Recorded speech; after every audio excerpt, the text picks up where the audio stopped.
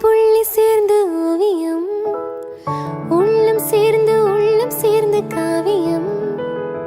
கோடு கூட ஓவியத்தின் பாகமே, ஊடல் கூட காதல் என்று ஆகுமே. உருவா